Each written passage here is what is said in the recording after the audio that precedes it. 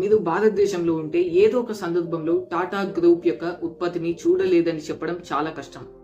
రోడ్లపై కార్ చూస్తే టాటా మోటార్స్ కనిపిస్తుంది. ఆకాశంలో విమానాలు ఎగరడం చూస్తే అది ఎయిర్ ఇండియా. ఇక ప్రపంచవ్యాప్తంగా ప్రసిద్ధిగాంచిన మరియు టాటా గ్రూప్ కి చెందిన ఐకానిక్ తాజ్ హోటల్ కూడా ఉంది. పవర్ నుంచి ఫ్యాషన్, టీ నుండి ఉప్పు వరకు టాటా గ్రూప్ ప్రతి రంగంలో చాలా పెద్ద ప్రస్థానం కలిగి ఉంది. భారతదేశం అంతటా 100కి పైగా కంపెనీలు టాటా గ్రూప్ తో పనిచేస్తున్నాయి. ఇప్పుడు ఈ విజయాన్ని కేవలం రతన్ టాటా యొక్క దృష్టి మరియు ధైర్యం వల్ల అని మీరు అనుకుంటే అది తప్పు. ఆయన చేసిన పని నిజంగా అద్భుతమైనదే. కానీ ఈ రోజు మనం చూస్తున్న ఈ సామ్రాజ్యాన్ని 150 ఏళ్ల క్రితం స్థాపించడం జరిగింది. ఈ వీడియోలో ఈ కథను తెలుసుకొని ఒక విజనరీ తన కలలు ఎలా నిజం చేశాడో మరియు టాటా గ్రూప్ ను ప్రపంచ స్థాయి శక్తిగా ఎలా మార్చారో చూడబోతున్నాం. The message will be the same. It will be from my heart.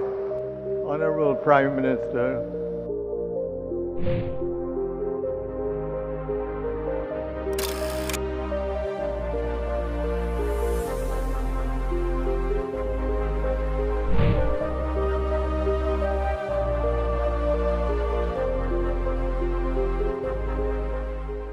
Tata group ఉత్పత్తులు 150 కంటే ఎక్కువ దేశాలకు ఎగుమతి అవుతాయి మరియు కంపెనీ 100 కంటే ఎక్కువ దేశాల్లో తన కార్యకలాపాలను నిర్వహిస్తుంది.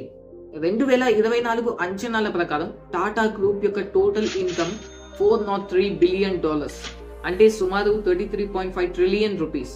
ఇది పాకిస్తాన్ యొక్క జాతీయ అప్పును 2 సార్లు తీర్చగలదు.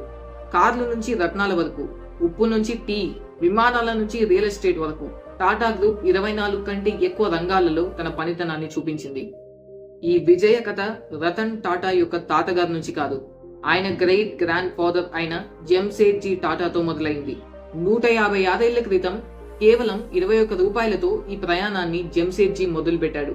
జమ్షెడ్జీ తన తండ్రితో కలిసి కాటన్ వ్యాపారంలో పనిచేశాడు. 29 ఏళ్ల వయసులో తన సొంత ట్రేడింగ్ కంపెనీని స్థాపించాడు. అతను ట్రేడ్ చేసే కాటన్ చాలా వరకు ఎక్స్పోర్ట్ అయ్యేది. కొన్ని టెక్స్టైల్ మిల్స్ కూడా అమ్మబడేవి. అక్కడ ఫినిష్డ్ ఫ్యాబ్రిక్ గా తయారయ్యేది. ఈ గమనంలో జమ్షెడ్జీకి కాటన్ అమ్మడం మాత్రమే కాదు, తన సొంత టెక్స్టైల్ మిల్ పెట్టాలని ఆలోచన వచ్చింది. కానీ మిల్ పెట్టడం అంటే పెద్ద పెట్టుబడులు పెట్టడం. అంత పెద్ద మొత్తాన్ని ఒక కొత్త వ్యాపారంలో పెట్టడం చాలా డేంజరస్. ఆ సమయంలో చించ్ పోక్లీలో ఒక ఆయిల్ మిల్ ఉంది. అది పెద్ద నష్టాలు ఎదుర్కొని చివరికి దివాలా తీసింది. జమ్షెడ్జీ దాన్ని తక్కువ ధరకి కొనుగోలు చేసి కాటన్ మిల్ గా మార్చి పనిచేయడం మొదలు పెట్టాడు. ఆ మిల్ పేరు అలెగ్జాండ్రా. 2 సంవత్సరాల తరువాత ఆ మిల్ ని లాభంతో అమ్మి కొత్త మ్యానుఫ్యాక్చరింగ్ ప్లాంట్ స్థాపించడానికి కావలసిన పెట్టుబడులను సేకరించాడు. ఆ కాలంలో బాంబే కాటనోపాలిస్ ఆఫ్ ఇండియాగా ప్రసిద్ధి చెందిన నగరం. ఇది కాటన్ మార్కెట్ యొక్క కేంద్రం. జమ్షెడ్జీ నేటివ్ ప్లేస్ బాంబే అయినప్పటికీ తన కొత్త కాటన్ మిల్ ని 770 కిలోమీటర్ల దూరంలో ఉన్న నాగ్పూర్ లో స్థాపించాడు మరియు దానికి ఎంప్రెస్ మిల్ అని పేరు పెట్టాడు. బాంబేలో ఉన్నవారంతా కాటన్ మార్కెట్ కేంద్రమైన బాంబేలో కాకుండా నాగ్పూర్ లో మిల్ పెట్టినందుకు అతనిని విమర్శించారు. బాంబే కాటన్ మార్కెట్ కేంద్రం అయినప్పుడు జమ్షెడ్జీ నాగ్పూర్ ని ఎందుకు ఎంచుకున్నాడో ఎవరికీ అర్థం కాలేదు. కానీ సమయం ప్రూవ్ చేసింది జమ్షెడ్జీ యొక్క డెసిషన్ 100% కరెక్ట్. ఎందుకంటే కాటన్ మెటీరియల్ నాగ్పూర్ లోనే ఎక్కువగా లభిస్తుంది కాబట్టి సప్లై ప్రాబ్లం ఉండదు. సెకండ్, నాగ్పూర్ కి దగ్గరలో నదులు ఇంకా చిన్న చిన్న చెరువులు ఎన్నో ఉన్నాయి. దీనివల్ల కాటన్ ఫీల్డ్ కి కావలసిన వాటర్ సప్లైకి ఎటువంటి ప్రాబ్లం ఉండదు. ఇది ఫ్యాబ్రిక్ ని తయారు చేయడానికి చాలా ముఖ్యం. మూడవది, లేబర్స్ అవైలబిలిటీ ఎక్కువగా ఉండేది. బాంబే వంటి నగరాల్లో పని వాళ్ళకి డిమాండ్ చాలా ఎక్కువ. అక్కడ కాస్ట్ ఆఫ్ లివింగ్ ఎక్కువ కాబట్టి డైలీ వేజెస్ కూడా హై రేంజ్ లో ఉంటాయి. కానీ నాగ్పూర్ లో అన్ఎంప్లాయ్మెంట్ ఎక్కువగా ఉండడంతో వేతనాలు తక్కువగా ఉండేవి.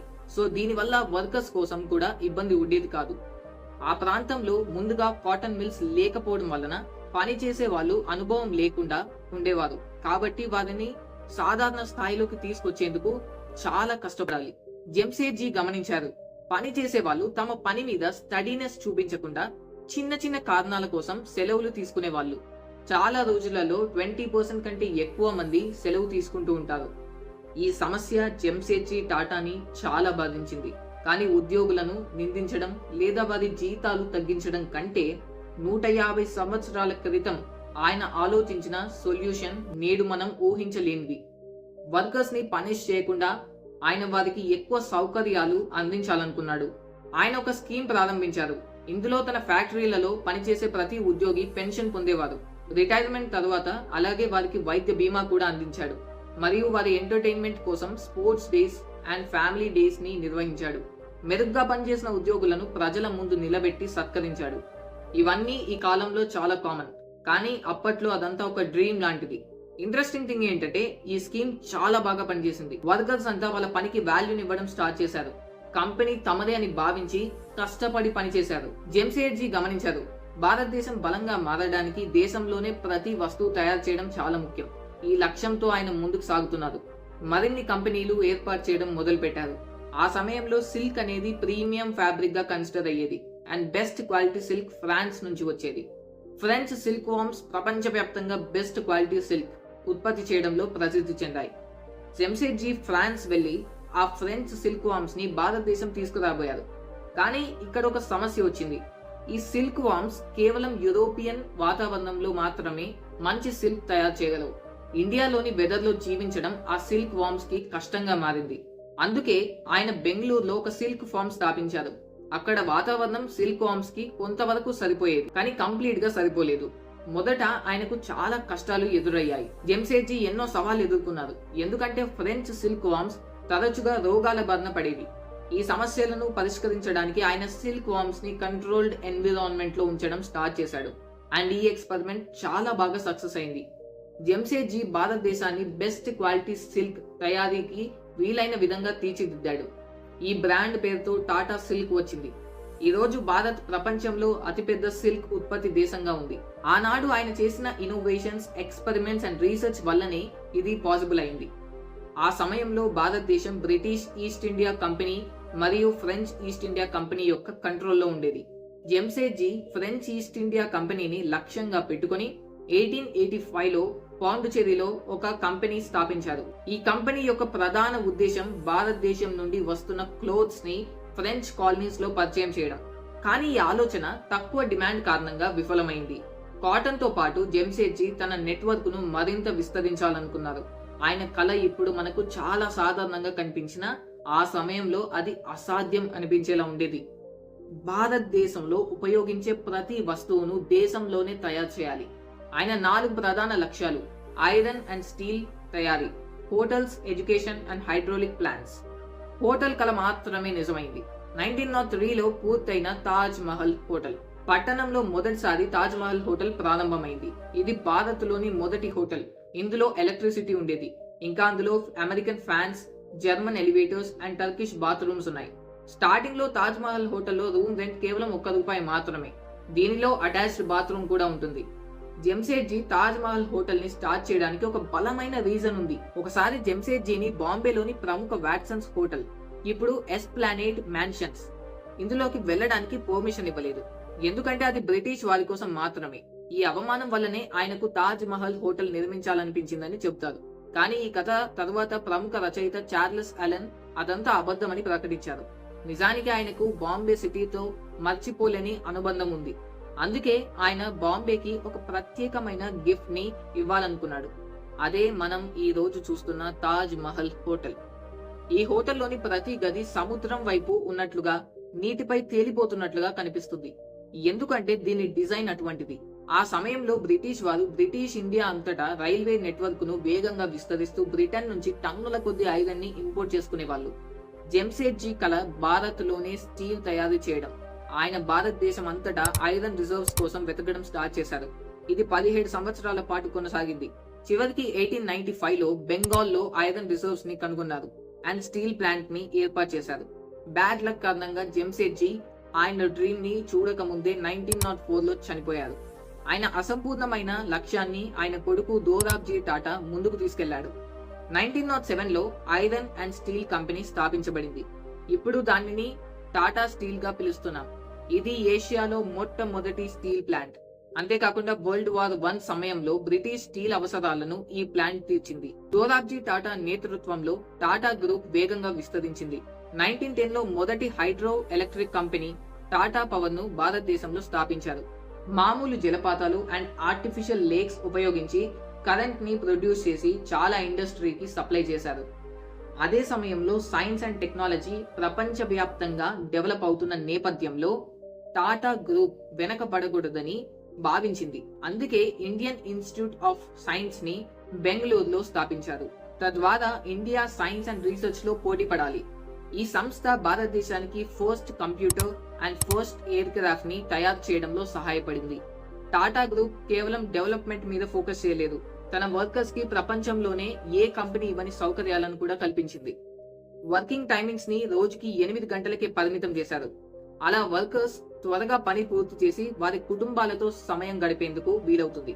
100 years బ్యాక్ అమలు చేసిన ఈ విధానాన్ని ఇప్పుడు ప్రపంచవ్యాప్తంగా అన్ని కంపెనీలు ఫాలో అవుతున్నాయి. 1932లో దోరాబ్జీ టాటా చనిపోయారు. కానీ ఆయన 28 years లో టాటా గ్రూప్ ని ఎంతో వేగంగా డెవలప్ చేసి స్టీల్, పవర్, సైన్స్ అండ్ ఎన్నో ఇండస్ట్రీస్ డెవలప్ అవ్వడానికి సహాయపడ్డారు. ఆయన చనిపోయిన తర్వాత టాటా గ్రూప్ యొక్క బాధ్యతలను ఆయన కుటుంబ సభ్యుడు జేఆర్డి టాటా స్వీకరించారు. జేఆర్డి టాటాకి ఏవియేషన్ లో అనుభవం ఉండడంతో ఆయన వెంటనే గ్రూప్ ని మరింత డెవలప్ చేయాలనే లక్ష్యాన్ని కలిగి ఉన్నారు. జేఆర్డి టాటా భారతదేశానికి ఒక సొంత ఎయిర్ లైన్ అవసరం ఉందని అనుకున్నారు. ఆయన టాటా ఎయిర్లైన్స్ ని స్థాపించారు. ఇది నిజంగా ఒక విప్లవం. భారతదేశానికి ఇప్పుడు ఒక సొంత ఎయిర్లైన్ ఉంది. జేఆర్డి టాటా స్వయంగా మొదటి ఫ్లైట్ ను నడిపి భారతదేశపు మొదటి కమర్షియల్ పైలట్ గా గౌరవాన్ని పొందారు. అయితే 1947లో స్వాతంత్ర్యం వచ్చిన తర్వాత అనేక పరిశ్రమలు, వాటిలో టాటా ఎయిర్లైన్స్ ని కూడా ప్రభుత్వం ఆధీనంలోకి తీసుకుని ఎయిర్ ఇండియాగా రీనేమ్ చేశారు. నెక్స్ట్ జేఆర్డి టాటా తన అటెన్షన్ ని కెమికల్ ఇండస్ట్రీ పైకి మళ్లించారు. ఆయనకు తెలిసింది ఏంటంటే భారతదేశంలో కెమికల్ ఇండస్ట్రీస్ ఉన్నప్పటికీ కొన్ని ముఖ్యమైన కెమికల్స్ అంటే కాస్టిక్ సోడా, సోడా యాష్ వంటి వాటిని ఇంపోర్ట్ చేసుకోవాల్సి వచ్చేది. ఇవి గాజు, సబ్బు, డిటర్జెంట్ వంటి ఉత్పత్తుల కోసం అవసరమవుతాయి. దీన్ని పరిష్కరించడానికి ఆయన 1939లో టాటా కెమికల్స్ ని స్థాపించారు. ఈ కంపెనీ ఇండియాలోనే ఈ కెమికల్స్ ని ఉత్పత్తి చేయడం మొదలుపెట్టింది. తద్వారా ఈ కంపెనీ ఫర్టిలైజర్స్ ని ప్రొడ్యూస్ చేయడంలో మేజర్ రోల్ ని ప్లే చేసింది. ఆ తర్వాత జేఆర్డి టాటా మళ్ళీ తన అటెన్షన్ ని ట్రాన్స్పోర్టేషన్ వైపు మళ్లించి ట్రక్కులు మరియు ఇంజన్లను తయారు చేసే కంపెనీని స్థాపించారు. ఇది ఇప్పుడు మనకు టాటా మోటార్స్ గా తెలిసిందే. Tata Motors variety of car models, trucks and ఇంకా ఎన్నో వెహికల్స్ ని ప్రొడ్యూస్ చేస్తుంది. ఇది భారతదేశపు మోటార్ ఇండస్ట్రీలో ఒక ప్రముఖ పేరుగా నిలిచింది. సౌత్ ఆఫ్రికా వంటి దేశాలకు వెహికల్స్ ని కూడా ఎక్స్పోర్ట్ చేస్తుంది. 1960లో ప్రపంచ కంప్యూటర్లలో మరియు టెక్నాలజీలో ముందుకు సాగుతున్నప్పుడు టాటా గ్రూప్ వెనుకబడలేదు. భారతదేశంలో మొదటి సాఫ్ట్వేర్ మరియు ఐటీ కంపెనీగా టాటా కన్సల్టెన్సీ సర్వీసెస్ TCS ని స్థాపించారు. 1984లో జేఆర్డి టాటా గమనించారు భారతదేశంలో ప్రజలు టీ అంటే చాలా ఇష్టపడతారని. అప్పుడు టాటా గ్రూప్ టీ కోసం పెరుగుతున్న డిమాండ్ ని తీర్చడానికి టాటా టీని ప్రారంభించింది. ఈ రోజు టాటా టీ ప్రపంచంలోనే అతిపెద్ద టీ ఉత్పత్తి చేసే కంపెనీలలో ఒకటి. జేఆర్డి టాటా వయసు మీద పడటంతో బిజినెస్ ని చూసుకోవడానికి ఫ్యామిలీ మెంబర్ ని నియమించాలి అనుకున్నాడు. ఈ కుటుంబ సభ్యుడు మరెవరూ కాదు, మనందరికీ బాగా తెలిసిన రతన్ టాటా. మొదట్లో రతన్ టాటాకి టాటా స్టీల్ లో బాధ్యతలు అప్పగించబడ్డాయి. అక్కడ ఆయన కంపెనీని నష్టాల నుంచి లాభాల్లోకి మళ్లించారు. ఆయన నాయకత్వం చూసి మెచ్చిన జేఆర్డి టాటా 1991లో రతన్ టాటాని టాటా గ్రూప్ చైర్మన్ గా నియమించారు. రతన్ టాటా మోడర్న్ అండ్ చాలా సింపుల్ పర్సనాలిటీ గల మనిషి. ఒకసారి ఆయన గమనించారు, టాటా మోటార్స్ కార్లు మరియు ట్రక్కులు తయారు చేస్తున్నప్పటికీ అవి కంప్లీట్ గా ఇండియన్ పార్ట్స్ తో తయారవ్వడం లేదు. కొన్ని పార్ట్స్ ని ఫారెన్ నుంచి ఇంపోర్ట్ చేయాల్సి వస్తుండేది. దీన్ని పరిష్కరించడానికి టాటా మోటార్స్ ఒక కొత్త తయారీ కేంద్రాన్ని ఏర్పాటు చేసి 1998లో భారతదేశపు మొదటి కారును ఇండికాని విడుదల చేసింది. ఇంతలో primary data entry and management మాత్రమే చూసుకున్న TCS సాఫ్ట్వేర్ డెవలప్మెంట్ వైపు అడుగుపెట్టింది. చాలా త్వరగా ప్రపంచంలోని ప్రముఖ సాఫ్ట్వేర్ కంపెనీలలో ఒకటిగా మారింది. రతన్ టాటా నాయకత్వంలో టాటా గ్రూప్ వరల్డ్ లోని ఫేమస్ బ్రాండ్స్ ని సొంతం చేసుకోవడం స్టార్ట్ చేసింది. టాటా టెట్లీ టీని సొంతం చేసుకుంది. టాటా స్టీల్ కోరస్ గ్రూప్ ని కొనుగోలు చేసింది అండ్ టాటా మోటార్స్ జాగ్వార్ ని సొంతం చేసుకుంది. ఈ రోజు టాటా గ్రూప్ ఎంతో వేగంగా డెవలప్ అవుతూ ఇండియా మాత్రమే కాకుండా ప్రపంచవ్యాప్తంగా ప్రజల జీవితాల్లో సిగ్నిఫికెంట్ ఇంపాక్ట్ ని చూపిస్తోంది. ఈ విజయానికి కారణం ఒక్కరే కాదు, పాస్ట్ 150 years నుంచి అనేక మంది చేసిన efforts and hard work. So friends, చూసారు కదా, ఇదే మన టాటా గ్రూప్ యొక్క 150 ఏళ్ల చరిత్ర. ఈ వీడియో నచ్చితే ప్లీజ్ లైక్ చేయండి, షేర్ చేయండి అండ్ సబ్స్క్రైబ్ చేసి పక్కనే ఉన్న బెల్ ఐకాన్ ని క్లిక్ చేయండి. అప్పుడే ఇలాంటి ఇన్ఫర్మేటివ్ అండ్ ఇంట్రెస్టింగ్ వీడియోస్ ని మిస్ అవ్వకుండా చూడగలరు. రతన్ టాటా గారి మీద మీ అభిప్రాయాన్ని కమెంట్ సెక్షన్ లో కమెంట్ చేయండి. Thank you.